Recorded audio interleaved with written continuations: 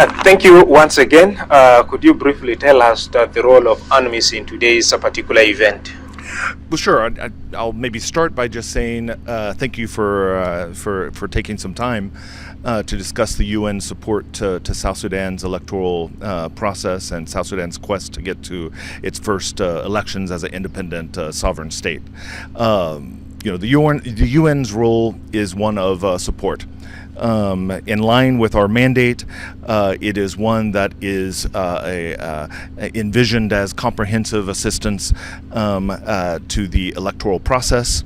Notably, that is obviously one would think of the National Elections Commission, but as with any other electoral process, it's not only the election management body that is engaged in a nation's electoral process. In the context of South Sudan, there's also the Political Parties Council and its mandated role with regard to registration of political parties.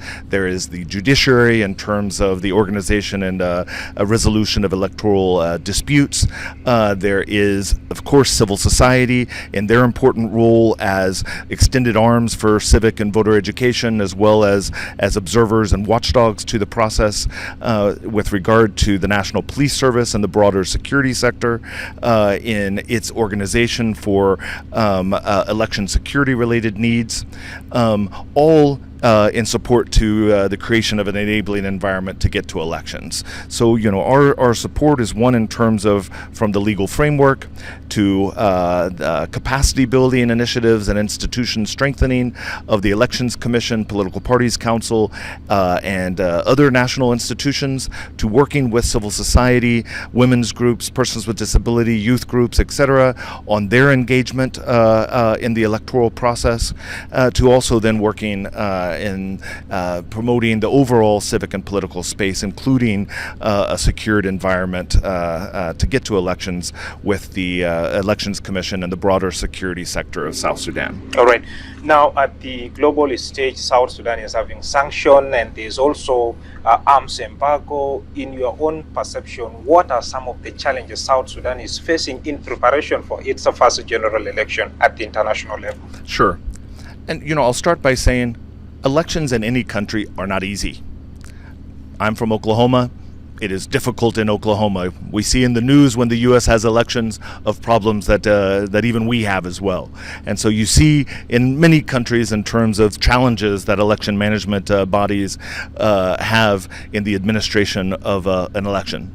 South Sudan context, it is not easy to hold an event where you have 11 million people conducting the same process at the same time and it be a credible, trusted process. That is a global aspect on that.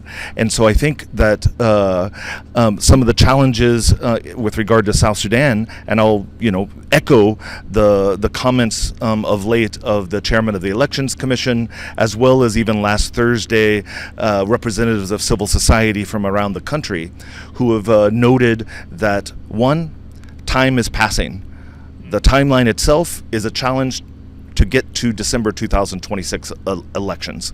That right now we are roughly 19 months away from those elections. Many countries require 2 years planning time to get to their electoral process. Two is one in terms of political decisions that need to be taken. It is not the Elections Commission's role to take political decisions or to decide legal technicalities. It's their role to implement. In that, there are many key decisions that the transitional government and political leadership need to take in order to allow the space for the Elections Commission and other national authorities to make technical and operational progress toward elections. Three, legal clarity. Based on those political decisions, as mentioned by the Elections Commission many times, they need the legal clarity in terms of what elections and where there's gaps or contradictions within the Elections Act or the legal framework, be that the Transitional Constitution, the Elections Act, the peace agreement itself. They need clarity on that in order to then create regulations and procedures in order to implement the electoral process. Four is financing. Elections are not cheap. that the Election Commission is awaiting financing that is based off of those decisions and legal framework, some of which are million-dollar decisions to get to elections, be that voter registration, what type of voter registration, depending on how many elections are taken simultaneously, all have an impact on the overall elections budget of any country. And lastly, civic political space, including election security, one where civil society can meet freely, where political parties can register and campaign freely, and that is in a secured environment for people to feel free to go and exercise and voice their opinion in anticipation of their first elections. Those I see as the key fundamental challenges that South Sudan faces, as echoed by the Elections Commission over the last couple of weeks, as well as many representatives of civil society last week. UNMISS has been supporting peace project in South Sudan here for a very long period of time. This time around, what is in place to make sure that candidate voters are protected, their rights are protected, and South Sudan gears to an independent, free, fair elections 2026? Well, I think it is no.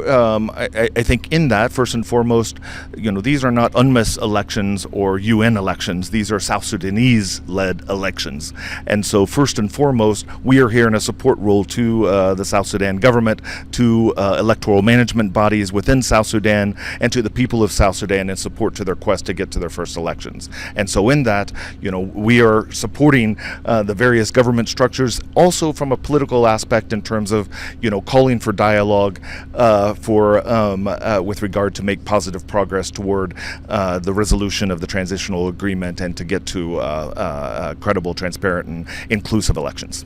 Finally, what would be your message to the stakeholders of this country and UNMISS at large? Well, I would say to the stakeholders of this country would be echoing in terms of the importance of time right now, of that it takes a long time to organize elections in the best of circumstances. And so, the need for political leadership and the transitional government to understand the complexity of an electoral timeline, its relationship to a constitution timeline, to take political decisions necessary for progress to be made and for the legal clarifications to be done by Parliament and relevant bodies, and to fund the electoral management bodies so that it can start making positive progress, in addition to addressing issues of political civic space and the overall way forward related to the electoral process. Thank you very much for your time. Sir, thank you so much.